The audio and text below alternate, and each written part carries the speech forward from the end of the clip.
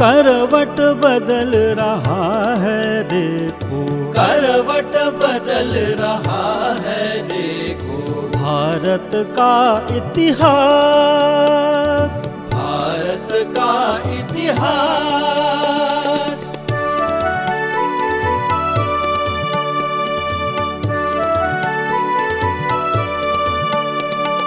सदियों से विस्मृत गौरव का, सदियों से विस्मृत गौरव का, भारत माँ परिचय देगी, भारत माँ परिचय देगी। सौम्य शांत सुखदाई जननी, सौम्य शांत सुखदाई जननी, नवयुग नव जीवन देगी, नवयुग नव जीवन देगी। उस जीवन दर्शन से होगा, उस जीवन दर्शन से होगा मानव धर्म विकास, मानव धर्म विकास।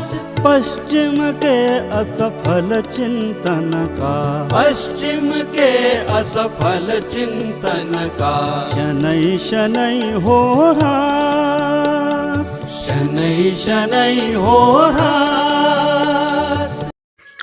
जय श्री राम। योगेश अनंत कालिका सभी सुनने वालों को प्यार भरा नमस्कार।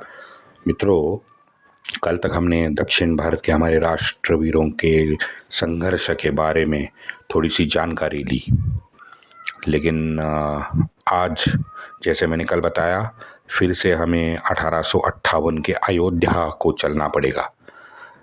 और एपिसोड के शुरुआत में ही मैं ये कह दूं कि मेरे जैसे जितने भी हैं उनको ये बात माननी पड़ेगी कि चाहे हमारे जैसे लोग मुल्ला मौलियों को दिन रात बैठते उठते गाली दे, चाहे जितनी भी गाली दे, वैसे कल भी हम देने ही वाले हैं, हम रुकने वाले तो है नहीं, लेकिन इस अयोध्या का जो मौलवी अहमद शाह है ये हमारे धरती का सुपुत्र था।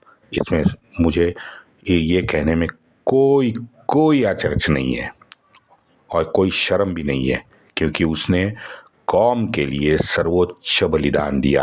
आप ये भी कह सकते हैं कि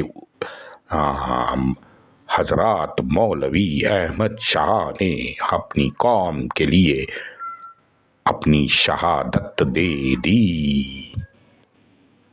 5 जून 1858, 5 जून को एक खबर आग की तरह अयोध्या में फैली।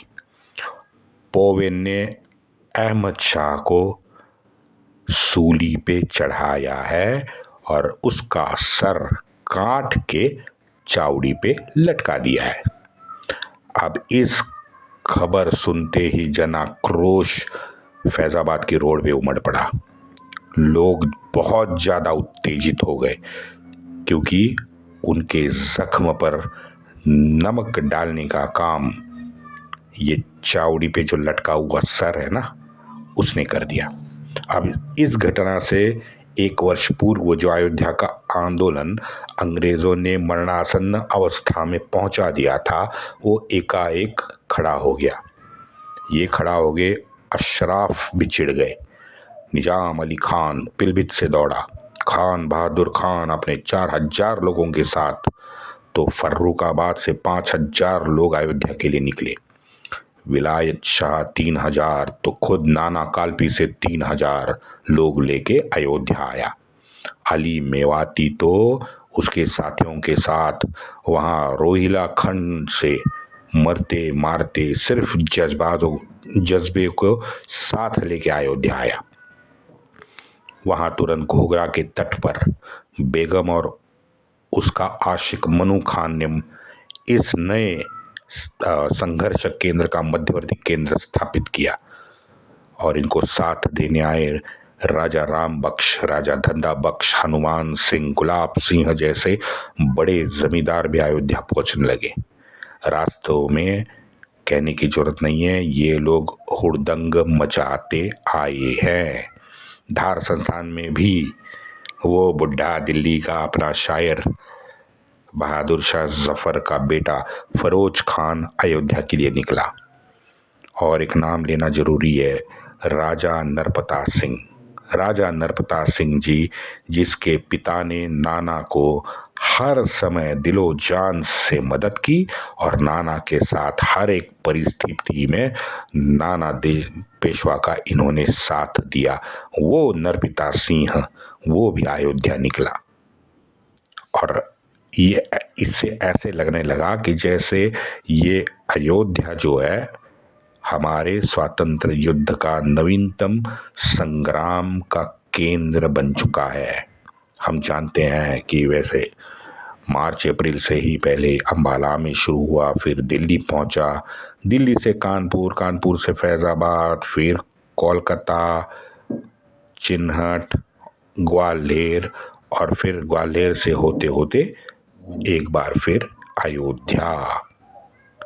इन सब रथी महारथियों के साथ एक असामान्य शूरवीर साहसिक क्षत्रिय भी वहाँ था। नाम था राजा वेणी माधव, एक महान राजपूत परंपरा का राजपूत वंशज। इसने कमाल का साहस दिखाते हुए लखनऊ के कानपुर रोड पर चौकियों पे पहले धावा बोला। वहां गोरों को उसने कैद किया और लखनऊ वासियों के लिए एक संदेशा भेजा कि भाई सारे शहरवासी जल्द से जल्द यहाँ से निकल जाए, हम फिरंगियों के विरुद्ध युद्ध करने जा रहे हैं। उसके सामने कौन था? लखनऊ में उसके सामने बैठा था होप ग्रांट, एक वीर योद्धा, एक अत्यंत निष्णात अनुभवी सेना नायक। निर्णय तो अपेक्षित था, वेणी माधव का संपूर्ण पराभव, लेकिन उस युद्ध में वेणी माधव ने जो दिखाया हुआ साहस है, जो वीरता है ना, उसका कोई जवाब नहीं। खुद होप ग्रांट भी उसके शौर्य के बारे में लिखता है, कहता है मैंने पूरे हिंदुस्तान में युद्ध का अनुभव किया है, लेकिन इन जमींदारों और उसके ये नायक ने जो असामान्य शौर्य और रणनीति जो मुझे दिखाई है, वो मुझे अचरज में डालती है। एक साथ 2 बंदूकें चला के बिना डरे हमारे बीच घुस के मारते हुए मैंने इसे देखा। एक साथ 2 बंदूकें चला के बिना डरे हमारे बीच में घुस के मारते हुए मैंने उसको देखा। हॉडसन का घोड़ा तो उसने हाथ के एक झटके से नीचे गिराया। बाद में ग्रांट कहता है मैंने 500 यार्ड से चालाकी से छोटी तोहफे दाग दी।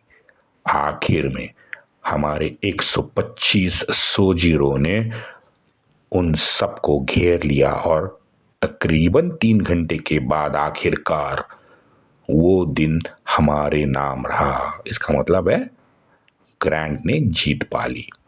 पूरे अयोध्या प्रांत में ये इस जैसी झड़पें लगातार फिर से एक बार शुरू हो गई।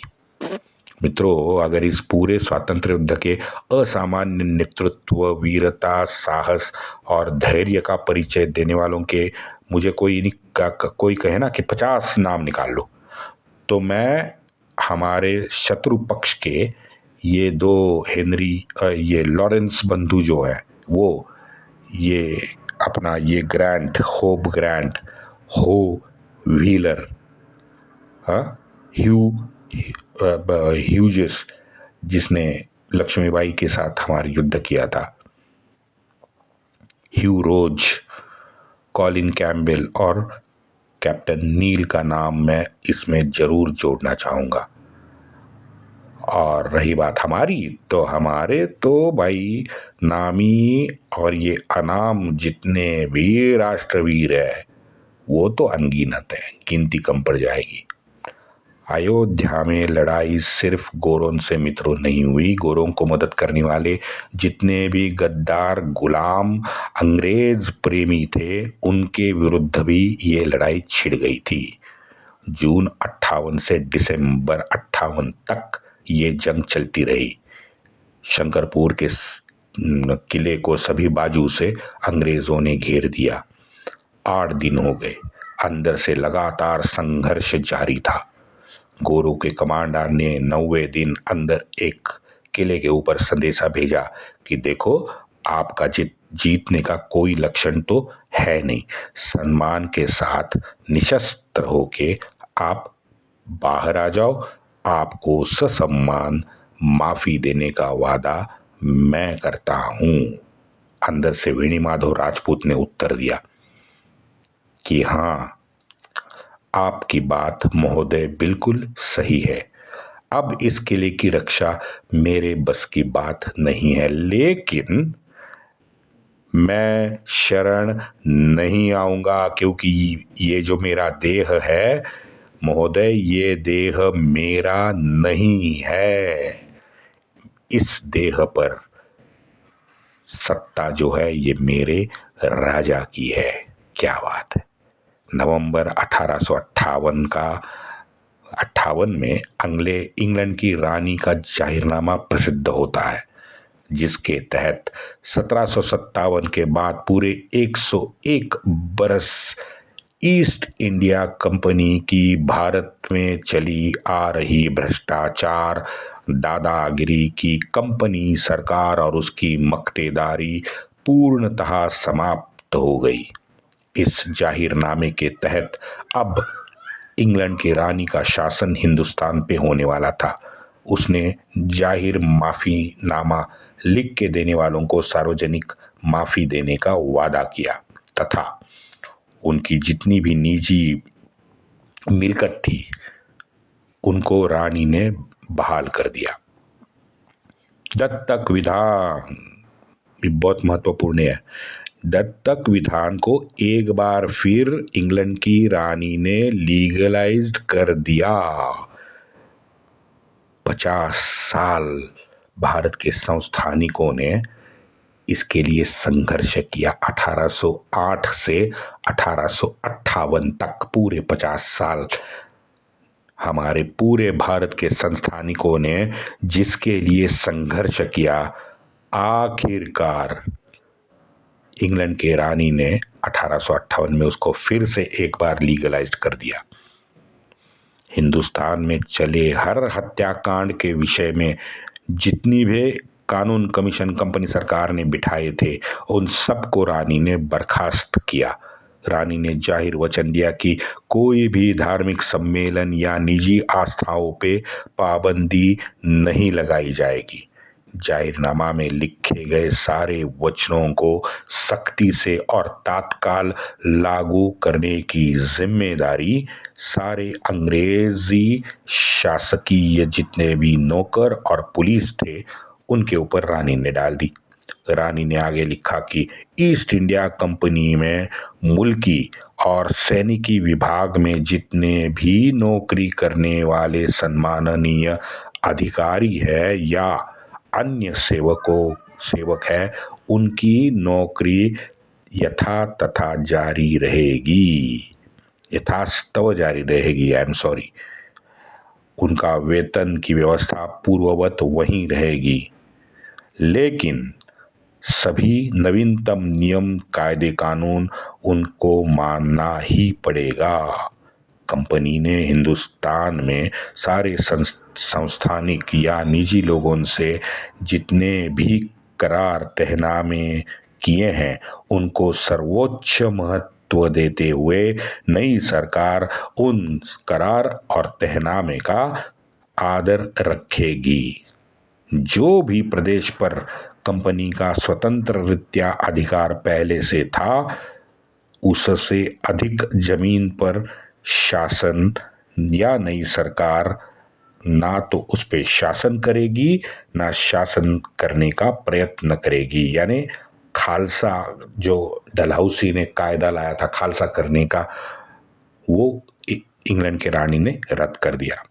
आज से कंपनी के प्रांत के इतर सारे शासनकर्ता इनके साथ हम सौहार्दपूर्ण मित्रता चाहते हैं। म्हणजे जो भी प्रांत कंपनी के अधिकार क्षेत्र से भारत में बाहर था और वहाँ के जो शासनकर्ता थे उनसे रानी ने मित्रता और सौहार्दपूर्ण वातावरण में चाहत अपनी डिक्लेयर कर दी। सभी राजा, सभी जमींदार, संस्थानिकों के अधिकार, उनके सम्मान उनको फिर से बहाल किए जाएंगे। और यहाँ हम अपेक्षा, रानी ने लिखा है कि यहाँ अपेक्षा करते हैं कि हम सब शासनकर्ता मिलजुल के सामान्य जनता के सुख शांति समाधान के लिए हम बद्ध है। कितना झूठ, कितना अंग्रेजों ने झूठ बोला है। चलो आगे बढ़ते हैं। जाहिरनामा में लिखा कि प्रजाजन के प्रति सभी कर्तव्यों का पालन करते हुए शासन व्यवस्था सुदृढ़ करने का हम आपको विश्वास दिलाते हैं। बाप रे, सभी प्रजाजनों को बिना पक्षपात अपना शिक्षण अपनी क्षमता के अनुसार सरकारी नौकरी में शामिल किया जाएगा। ये है विश। हाँ, देखा ना सरकारी नौकरी का महत्व। तभी से लोगों को जो गाजर दिखाया था ना, वो है ये। अच्छा, आगे जाहिरनामा में रानी लिखती है, किसी भी ब्रिटिश नागरिक के मृत्यु के लिए जो आरोपित अथवा जिन्हें अपराधी बनाया गया है वह छोड़ के सभी बिना इरादतन अपराधियों को सजा माफ दी जाती है सरकार के विरुद्ध। लेकिन किसी भी प्रकार कोई शस्त्र का उपयोग सरकार के खिलाफ प्रचार या साहित्य छापने वालों को या उसमें आरोपी हैं उन सबको दंड देना सरकार का कानूनी अधिकार है। जाहिर है इससे पूरे विद्रोह की जो आग थी उस पर पानी डालने का काम किया इस जाहिरनामे ने, और उसी मकसद से ये रानी ने जाहिरनामा निकाला था।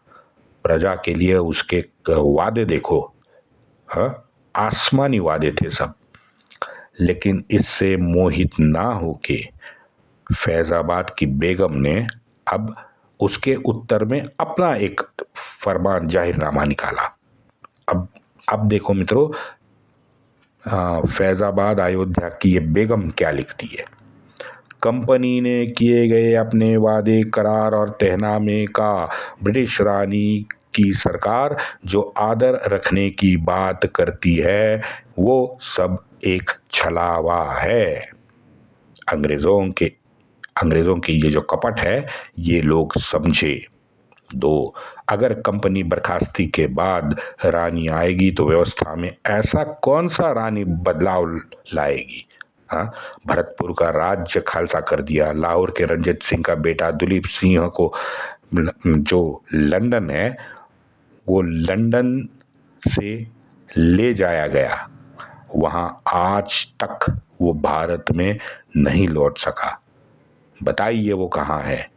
नवाब शमसुद्दीन को एक हाथ से कुर्निसात करते करते दूसरे हाथ से इन कपटी गोरों ने फांसी दी, उसका उत्तर मुझे चाहिए। पुणे, सातारा और पेशवाओं को निष्कासित करके बिठूर में जो कैद कर रखा है, बिहार, उड़ीसा, बंगाल के राजा संस्थानिकों का नामो निशान मिटाने का जो काम ब्रिटिशों ने किया है, मासिक वेतन के इस बंटवारे के नाम पर उन्होंने हमारी सारी संपत्ति, हमारी सारी मालमत्ता 7वें कलम के अनुसार अगर रानी सरकार हम पर और ज़्यादा बोझ नहीं डालती तो पुरानी व्यवस्था में ऐसा कौन सा फर्क रानी कर रही है।